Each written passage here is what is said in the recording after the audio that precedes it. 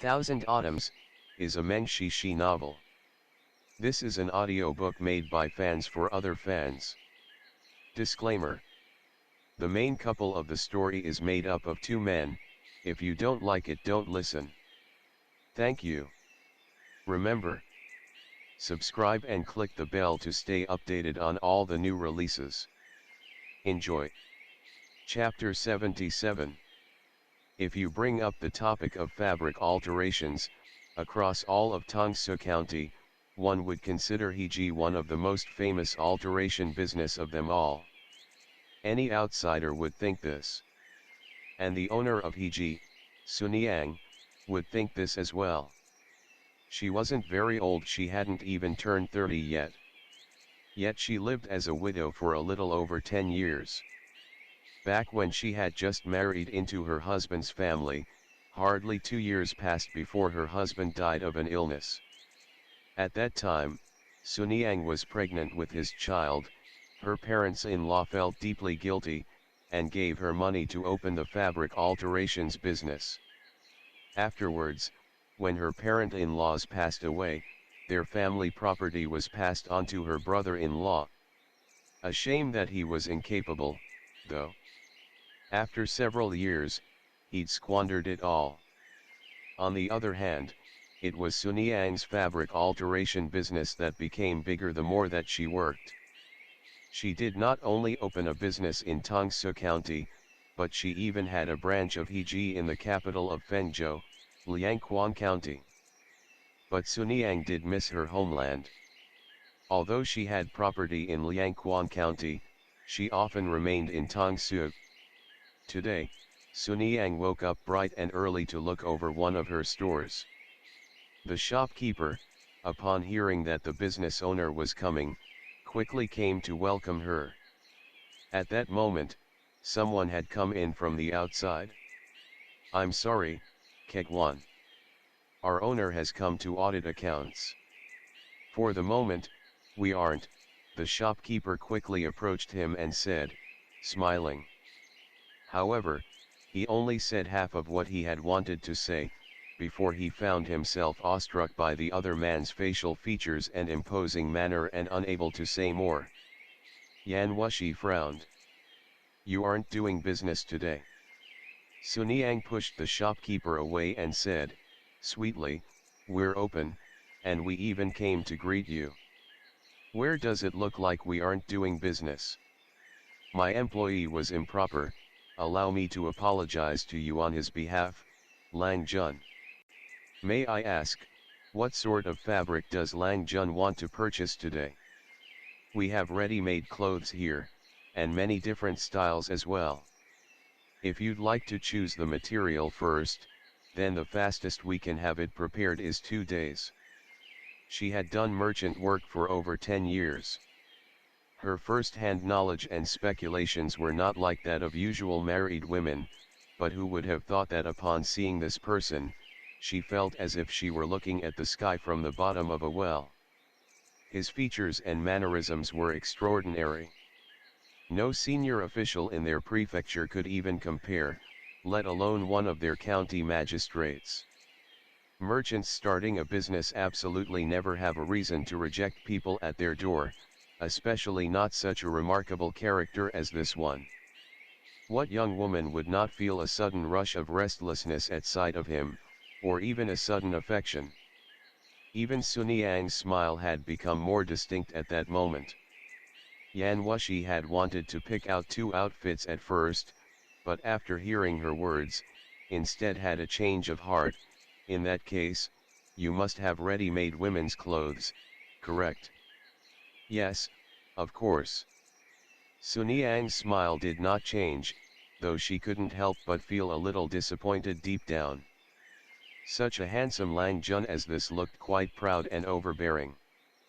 Furthermore, he did not look like someone who could be controlled by the likes of a gentle and docile woman. Yet what was he doing here, personally buying clothes for some young woman?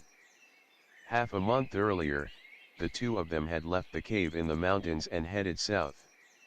Up until yesterday, they had reached Tongsu County in Fengzhou, which was not far from Hanzhong, and decided to rest there.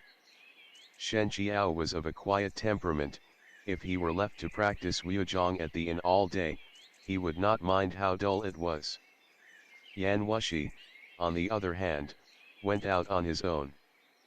For the purpose of keeping themselves safe, they would naturally refrain from going out at all before arriving at Chang'an. Anyone could see that this was the most appropriate thing to do. But this was impossible right from the start. In order to eat and room somewhere, you'd need to find an inn.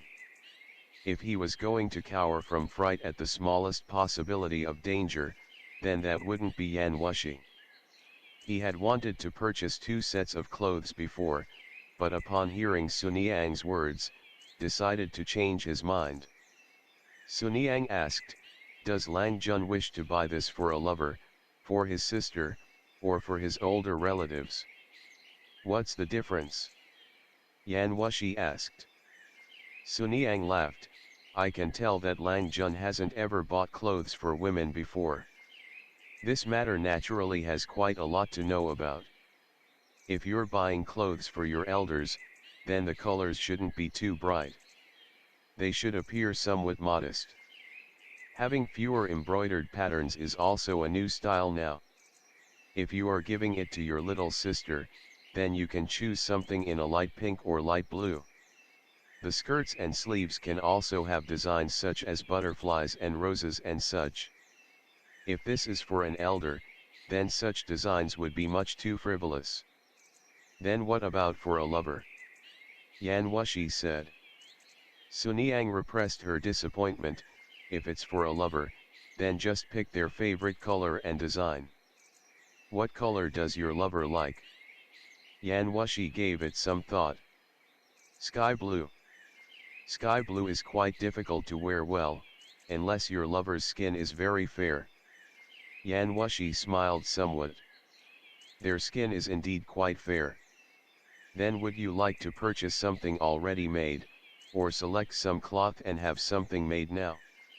Suniang asked. "If you would like something already made, we have all sorts of clothes in any sort of measurement you need." "How tall is this young woman?" Yan Wushi purely wanted to take revenge and have Shen Qiao have a taste of what it was like to be disguised as a woman. But upon hearing Suniang's words, he could not help but find it rather interesting. "They're shorter than me by about half a head, and are rather thin." Suniang was taken aback. "Shorter than you by only half a head? Then she's quite tall for a woman. I don't know if this store has anything in the size that you need. Are you not going to pick the designs then?" Yan Wushi furrowed his brow. He looked her over once before saying, "Design? In that case, I think the design you're wearing is quite nice." Suniang's heart began to beat quickly after he looked her over. At that moment, her eyes began to wander. She bit her lip and laughed as she said, "Does Lang Jun really like the one I'm wearing?" The two of them stood very close to one another. They were nearly touching.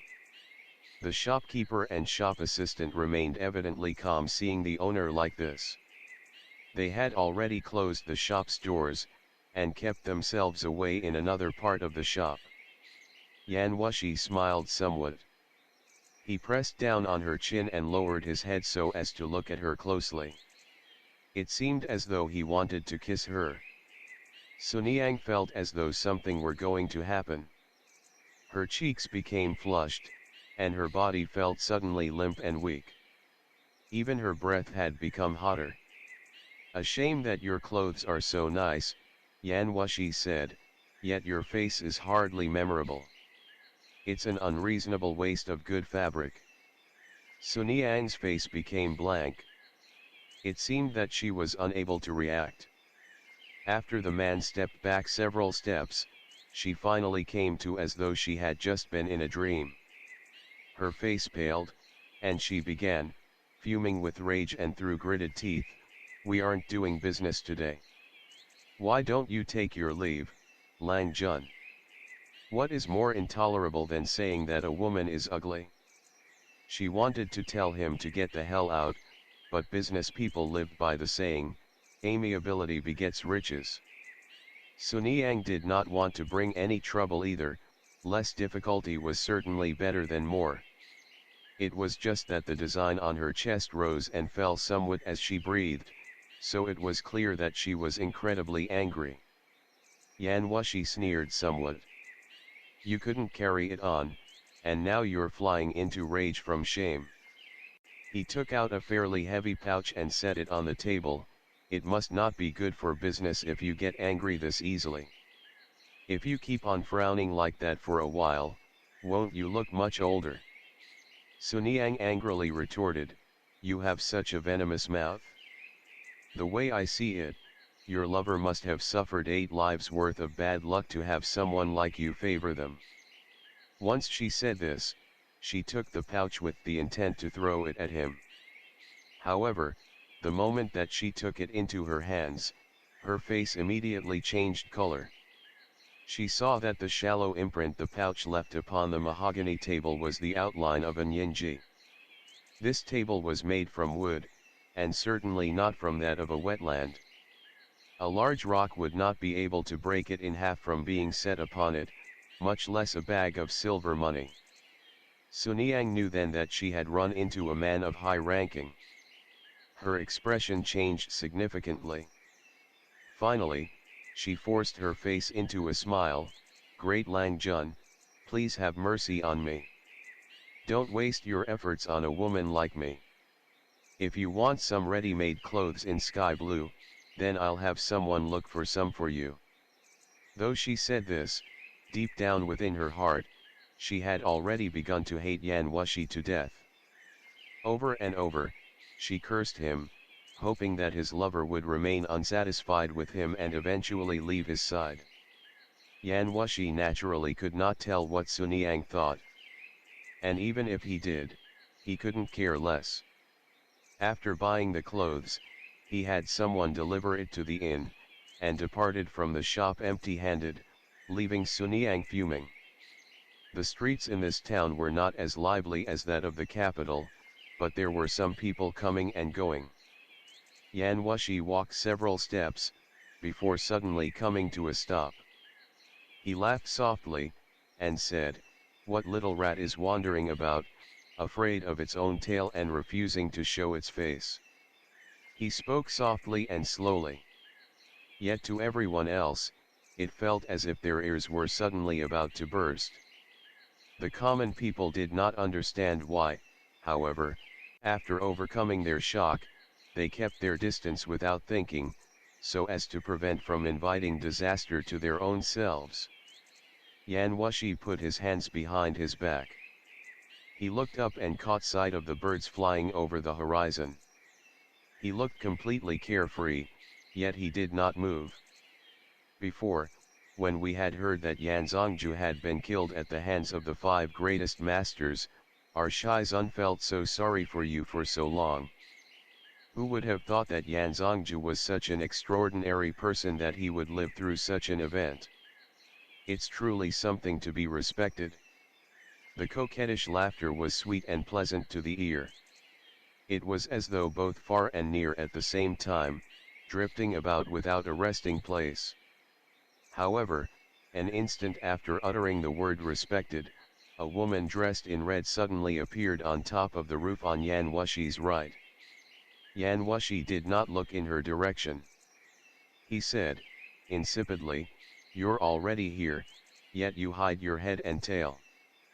Hehuan sect's people are quite good at this, it seems. It's not surprising that you relied on the country of Qi. But now that Qi has been felled, you've become stray dogs. Whose house will you run to serve next? Yan Zongju, your words are truly ridiculous. Someone could have even thought that Huanyu sect was noble and virtuous from just that. But the truth is that Huanyu sect is a slave of Yuanyang's, isn't it? What a pity that Yuanyang's life won't be very long. Without your protection, I'm afraid that your disciples and subordinates must seem even more wretched than that of a stray dog. A cold laugh accompanied her words. Before Yan Wushi, another person appeared.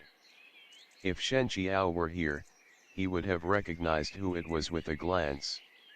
If they aren't capable and need to rely on my protection for everything, then they should save me the trouble and hurry up and die faster for me. Yan Wushi looked at Xiao Se and shook his head. And you? My sympathies to you Enzai Uxiu for taking in an ingrate of a disciple who spends his days fooling about with Sang Jingxing. But Sang Jingxing's eyes aren't anything special either. That disciple of his, Huo Zijing. Though his behavior was completely mindless, at least his Wujiang was somewhat presentable. And here you are. Not only do you have a completely useless brain, even your Wujiang is completely worthless. Looks like Hehuan sect is fated to get worse with each generation. Xiao Se was enraged, yet he grinned. Yan Zongju, you're showing off your words so quickly. Hopefully you won't kneel and beg for forgiveness after. With Xiao Se and Bai Rong's skills together, they could be considered first class in all of Jianghu. If the two of them were to join forces, then with Yan Wushi's present condition, it would be quite difficult if he wanted to repel them. However, Yan Wushi's present objective was not fixed on either of them at the moment. Rather, it was on the person slowly approaching him from behind.